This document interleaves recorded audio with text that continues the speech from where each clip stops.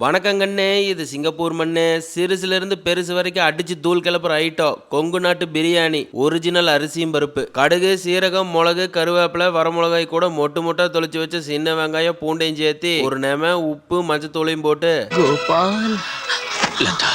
அரிசியும் பருப்பில் தக்காளி போடவில்லையா கோபால்? தக்காளி போட்டால் தானே இன்னும் சுவையாக இருக்கும். லதா, கோமயத்தில் கோதுமை பாயாசம் கலந்து குடித்தால் கூட நன்றாக இருக்கும். குடிக்க முடியுமா?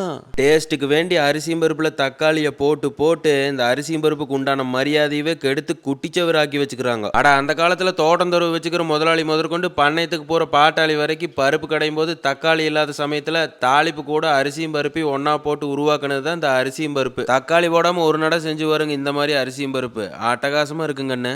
இந்த அரிசியும் பருப்பு கொண்டுன்னா எனக்கு அழுகாச்சே வந்துருங்கண்ணு. அந்த வானத்தை போல மனம் படைச்ச மன்னவனே.